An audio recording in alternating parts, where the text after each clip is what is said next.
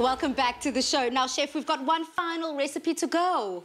We're making the beef curry. Love that. Now, today it's all about the classic curries, and our next curry to inspire your taste buds and pots is one that is particularly classic. Classic beef stew, or curry rather, but I do love a good stew curry, so this is when that conversation comes in then, Tumi. What then would elevate this to make it a stew? Would I just add more vegetables? Well, not necessarily, Palisa. Like Chef said, it's mostly about that base of the spices in essence that might take it a different direction, you know. Yes, you can add more vegetables, because that's one thing I actually have noticed when it comes to stews and curries. You've got the carrots and the peas and the stuff going into a stew, but they wouldn't necessarily all the time go into a curry. So it depends on who's making it, because some aunties are on some, no, I don't want no veggies. Our moms and will be like, you better make sure you put those veggies in there. But to start it all off as the base here, we've got our beef. I'm going to be making the rice, Chef. I'm going to ask you to help me make this rice the right way, because there's normally right ways to make rice, but I'm making basmati rice. Yes, okay, cool. So with the rice, very importantly, you need to soak your rice, because it's a dry product. So you just want to rehydrate it for about 1 hour minimum, and try not to leave it for too long, because it over soaks as well. Okay. And then the washing of your rice is the most important thing. You want to wash it until the water runs clear, because that takes away the excess starch that's not wanted when cooking it. But also depending on the type of rice, because some rices, like sushi rice, you want a lot of the starch around, or jasmine, for example. Okay, cool. So I'm going to go quickly wash this rice, and you can get started with the curry part of our beef curry today. So we got the beef over here, which we're going to marinate first with our cumin, coriander ground. And those are just the typical aromatics and typical spices that base one can spices, find. yes. Yeah, the base spices. Your turmeric ground. And then we have some of that red curry paste that we made earlier on. Again, according to your heat levels, we'll make it quite strong, because we're all about curry today. I also like the fact that if you've paid attention, that we have used this base curry paste in basically everything. So if you can get that right, the sky's the limit. So I added the garlic grated in there as well. You just want to sort of mix this up and marinate it for about an hour or overnight if you can. It sort of softens up the meat as well. We have some that we've got over here from earlier on. Okay. And then we want to add some of the butter spread in here to me. All right, so you would like us to use our Clover Classic fat spread. This goes perfectly with this dish, Balesa, because it's perfect for spreading, perfect for baking. In this instance, what we're going to be doing, we're going to be using it as the base for our curry now. Chef, you're going to be searing or frying up your onions in it. And all of the dried spices. So, Chef, as Utomi did put that Clover Classic fat spread onto the pot was already hot. You made sure that it is super, super hot so that the flames, they're just on contact. You also want to melt the spread as well and sort of get it to like a runny consistency, sort of start sweating the onions as well. And then I've got my hard spices like I did with the other curry as well. So always the braising of your whole spices goes in the beginning with your onions. Right. I'm tracking with you. I'm going through slowly. If I do want to add in some of the spices that are completely grounded up, you add that to the protein. Like today, you added it to the beef, letting that marinate, letting that sit.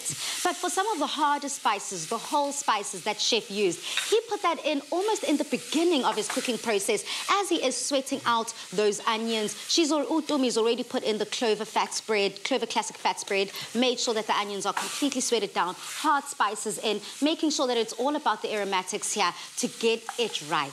Now, Chef, another conversation that we can have along with the curries when it comes to the different curries. I know there's butter chicken, is it koma? There's so many tandoori, acne. Talk me through it. So the thing is, in South Africa, we've generalized the term curry, and we use curry for various different types of curries that you get. And in India, it's more sort of specific. So there's no general term, or you wouldn't go to India and find something called curry. Okay. Like, literally. So what you're going to find is your lamb korma, your masalas, your tikka masalas, your various names for the different curries. And they're quite intricate because all of them have actual traditional Indian names. Wow. So the kadai, like it's peppers, for example, or aloo is potato. So it makes it a bit complicating, but it's just the actual term for it.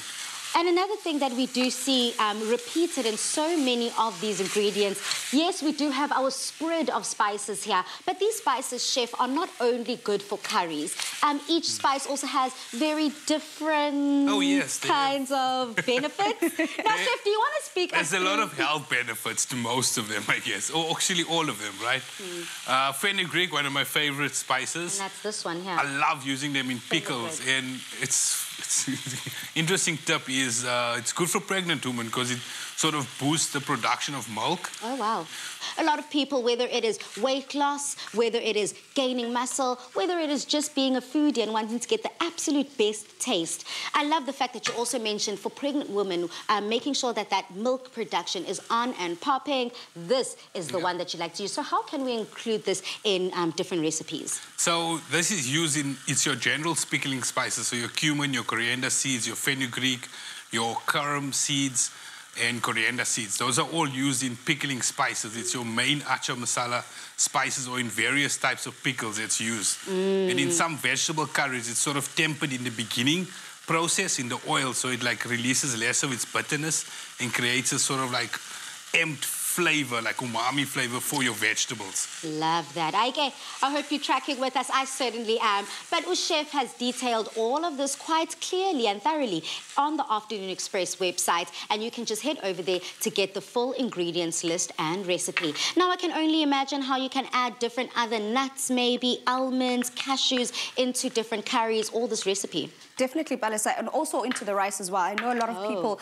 like to forget that the rice can't be flavored. You could definitely do stuff like that. Yes. I've noticed that some people have add some cinnamon to their rice, some star anise, stuff like that. You can cook your rice with those aromatics as well, so it elevates the flavor of the rice itself. But luckily today we're using basmati rice, which in itself has its own nuttiness and flavor. So it pairs perfectly with this beef curry we're making today. Chef, what did you just pop in the pot? Okay, so what I added in, like also closer to the end, I added some of the coconut milk, and then added some of the yogurt, and then the actual almond flour. Almond flour, yes, indeed. Oh, almond flour, just to help thicken up that batter. I also love the fact that almond flour here is good for those that are gluten-free, those that are trying to cut down on the carbs. So yummy, so delicious. Now, to get this recipe, as I've already mentioned, just head over to our website, and Udumi and Chef Dion have detailed it quite beautifully how to make this delicious beef curry. So, we've had classic fashion from Timby, classic cars, thanks Chad, and we've seen classic hairstyles. And you, Michael? Classic! A classic range from Clover. Timeless taste. Made with love by Clover.